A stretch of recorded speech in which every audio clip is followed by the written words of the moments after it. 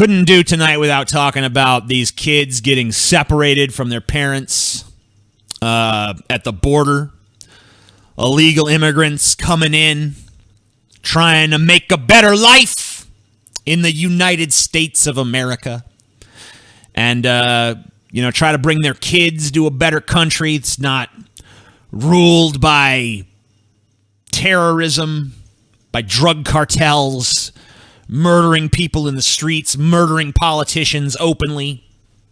Try to escape from that to a better country. And for their trouble, they get their kids snatched away from them by the United States government. Doesn't even seem like a real fucking thing, you know? Like, it's so clearly fucked up, wrong, and evil to do that. And yet, it's the official policy of the country that we all live in and pay taxes, you know? You know, and I don't want to come across like a total bleeding heart here. I'm not for open borders, at least not at this point in human evolution. At some point, I do think it's inevitable that the world, if it exists long enough, will be united under a single government. But we're clearly not ready for that now. And so I believe in a strong border. I mean, I don't really give that much of a shit, but I don't have a problem with it. You want a strong border, I'm not going to be the person standing in your way. But don't take people's kids away from them. Seems a little bit like you're not just enforcing the law at that point, but like you're just being cruel for the sake of cruelty. You know? Stick it where you want it. You want, if they like it also. If not, just be a wanker. I don't know what that's in reference to, but sure.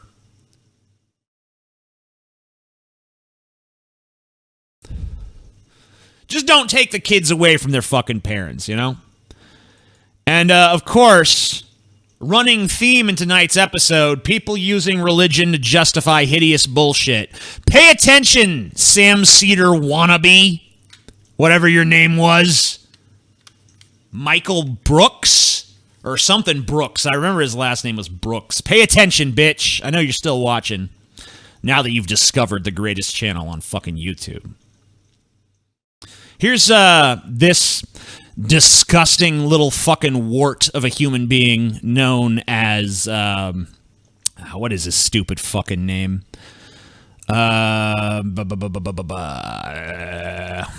His name escapes me. Jeff Sessions, that's his name.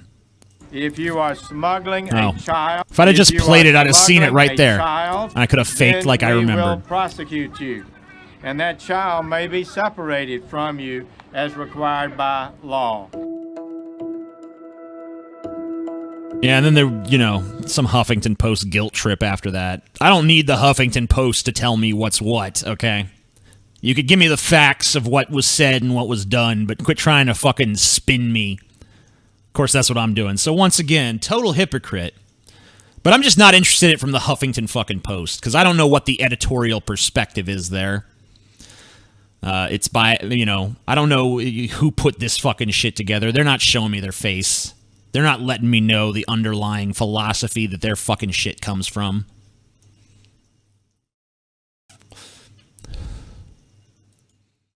Here's some more. This is what they do here. This is from an article. The officers say, I'm going to take your child to get bathed. That's one we see again and again. Your child needs to come with me for a bath. The child goes off, and in half an hour, 20 minutes, the parent inquires, where is my 5-year-old? Where is my 7-year-old? This is a long bath, and they say, you won't be seeing your child again. Sometimes mothers, I was talking to one mother, and she said, don't take my child away, and I don't know what happens after that. I could read the article, but it's long. It's too long.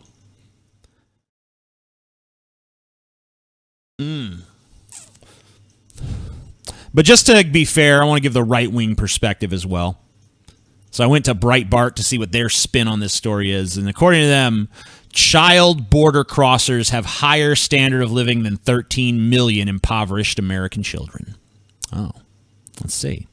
Migrant children who cross in the United States, either alone or with adults, have a higher standard of living once they are put into federal care than the more than 13 million American children who are living in poverty across the country.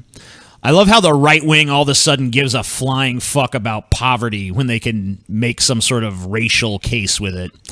In 2016, let's see. Their data provided to Breitbart News reveals that each unaccompanied minor cost the federal government about $34,660 annually. This is a higher standard of living. That's not a standard of living, though. I mean, look at this picture you guys used for this story here. The kid is sleeping with like a shitty American Red Cross blanket in a pile of other kids. Just because that's the government spends more on it than a family would doesn't mean shit. Everyone knows government costs are jacked up to hell. Everyone knows that, you know, something that an ordinary citizen could buy for $1, the government pays $20 for. So the government spending $34,660 annually. I mean, like, a lot of that is like guards to keep the kids in their little kid prison. A lot of that is administrators and shit. You know, and they're separated from their parents. How is that a higher standard of living? Be in a facility with a bunch of other kids in a little kid prison, but because we spend this much on you, that means you're enjoying that as much as if you were a family that was having that much spent on you. If you're living in a fucking house as a kid and they're spending $34,000 on you annually, yeah, you're having a good life, but the government spending that much on you, that doesn't mean you're having a good fucking life. That logic is fucking stupid. So the right-wing counter-argument is dumb. Sorry. But you know who has the hottest take? Well, we're not ready for that yet. Jeff Sessions' own church, because he said, you know, he used the Bible to justify it, you know. He's like, you know, the Bible, enforcing the law is biblical. It's what we're doing. Jesus would have done this too. Jesus would have done it, you know.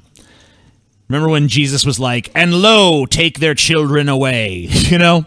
That sounds like Jesus, doesn't it? Sounds just like him. Anyway, Jeff Sessions' own church is like, fuck this shit.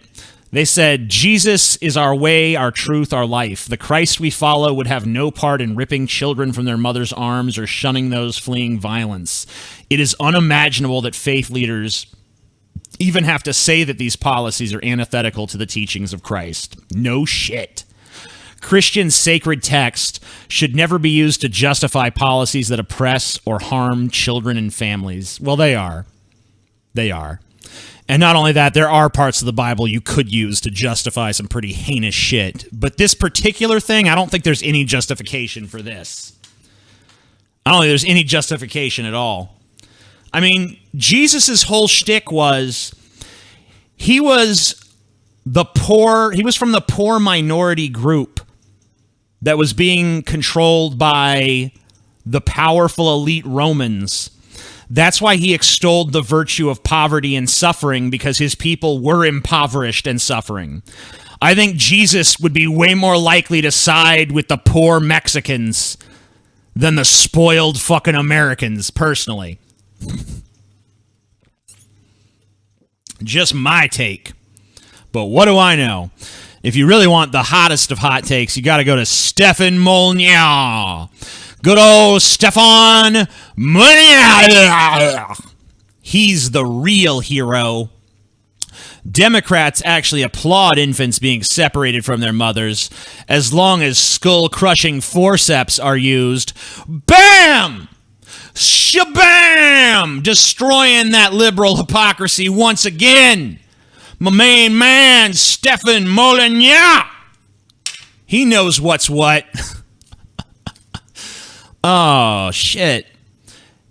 If you don't see the difference from a woman voluntarily terminating a pregnancy and a woman having her sentient 5-year-old child involuntarily ripped away from her and put in a government facility somewhere for God knows how long.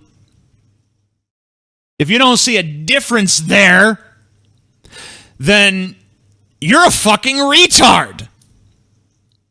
I know that a lot of people view Stefan Molyneux as some kind of vaunted and important intellectual, but I'm sorry to report that he is, in fact, a fucking retard.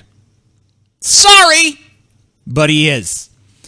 TJ, are you self-aware of your flip-flopping? You ranted about Hillary Clinton for this, yet you're guilty of it as well.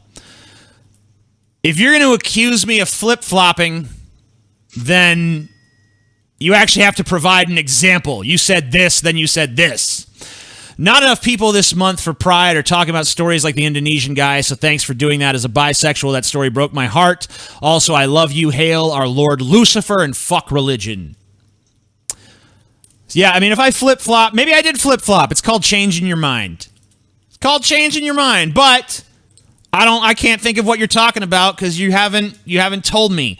If you want to make a criticism, I don't mind.